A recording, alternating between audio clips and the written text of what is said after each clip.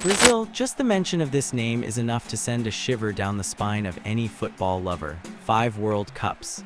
Legends engraved forever in the marble of history, the undisputed home of Joga Bonito.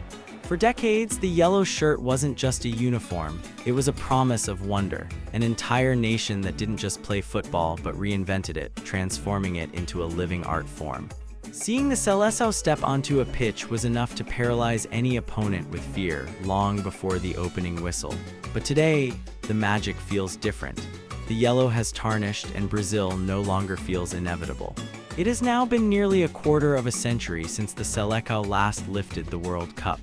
Worse still, beyond the plummeting results, it is the very essence of their identity that seems to have evaporated. Genius has given way to doubt and joy has turned into a deep existential crisis. How did the greatest nation in football history lose its way so completely? Myth versus modernity. To understand the scale of this identity crisis, we must first look back at the foundations of the myth. Brazilian football was not born in the tactical manuals of rigid academies. It was born in the streets in the urgency and poverty of the favelas. This is where a unique style flourished, built on pure improvisation, provocative dribbling, instinct, and the sheer joy of playing. For over 40 years, this model based on individual freedom worked to perfection. Brazil exported its raw gems and their natural talent swept everything in its path. But at the dawn of the 2010s, global football shifted into a new era. The game became ultra-physical, geometric, dictated by constant pressing, spatial science, and collective structures of military-like rigor. And it is precisely at this technological and tactical crossroads that the Brazilian giant evolved in fragments, producing modern players, but failing to build a modern identity around them. Today, we are going to dissect the 3 major reasons behind this systemic collapse. The first pillar of this crisis is primarily economic, and it has a direct impact on the pitch: the ultra-early exodus of talent. In the past, Brazilian gems took the time to mature at home. Pelé thrilled fans at Santos FC for almost his entire career. More recently, Neymar stayed in Brazil until he was 21, building his confidence, perfecting his provocative style, and winning the Copa Libertadores. Today, that model has become increasingly rare. The moment a teenage prospect shows signs of elite potential, European super clubs begin circling with astronomical offers, sometimes worth 50 or 60 million euros before the player has even fully matured. These kids leave their homeland before they have even finished growing as men and as footballers. By arriving so young in highly structured European environments, they are taught to streamline their decisions, play faster, respect defensive structures, and reduce unnecessary risk. In short, Europe has rationalized Brazilian genius. We have turned improvisational artists into perfect tactical soldiers. The result is visible. The Seleção can sometimes look like a Europeanized team without a fully European collective structure, less free than old Brazil, but not organized enough to dominate. But the fatal mistake does not lie solely on the pitch. It takes root in the highest corridors of power, inside the plush offices of the CBF, the Brazilian Football Confederation. And this is where the analysis turns particularly dark. While the whole world revered the yellow jersey, the Brazilian Federation became repeatedly entangled in corruption scandals, leadership crises, and governance failures. Several former CBF presidents, including Ricardo Teixeira, José Maria Marin, and Marco Polo Del Nero, became associated with major international corruption investigations, criminal proceedings, or football sanctions. While the federation was repeatedly associated with major corruption scandals, Brazilian football struggled to modernize its domestic structures at the same speed as Europe. Domestic football has often struggled with calendar congestion, uneven infrastructure, and a coaching ecosystem that has not modernized as quickly as Europe's elite environments. For too long, Brazilian football appeared to rely on the belief that natural talent could compensate for structural weaknesses. On July 8, 2014, the world saw how fragile the myth had become.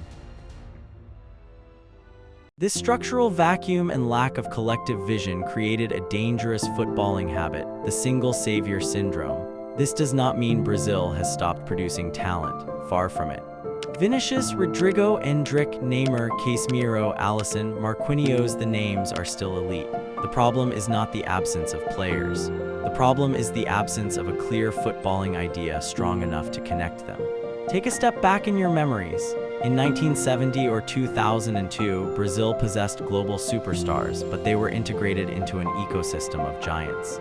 In 2002, if the opposing defense managed to contain Ronaldo, they still had to deal with rivaldo between the lines, Ronaldinho's unpredictability, Roberto Carlos flying down the left, and Cafu attacking from the opposite side. Responsibility was diluted, danger was everywhere.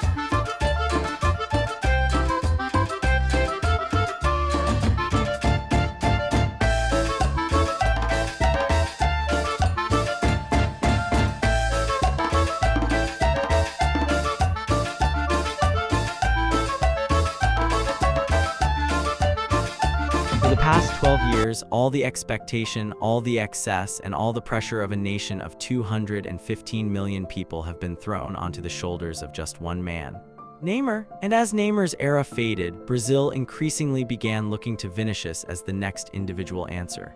Failing to possess a well-oiled collective and a modern tactical scheme capable of creating automatic overloads, the Seleção's game plan has shrunk to a sad formula.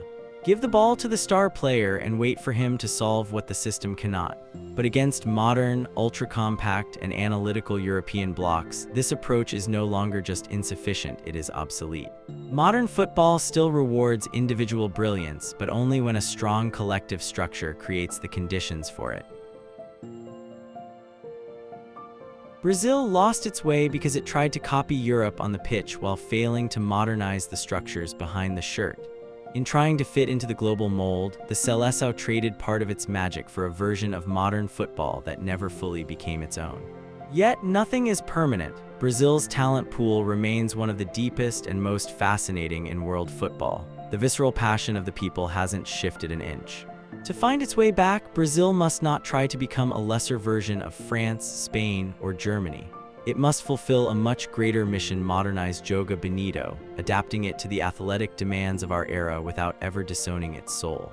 What about you? Do you think Brazil will manage to conquer the world again in upcoming editions? Or do you believe that European hegemony is now locked in for good? Let me know in the comments. I want to hear your thoughts. If you enjoyed this deep dive, subscribe to MigZone. We go deeper into football's biggest stories, lost eras, and legends every week.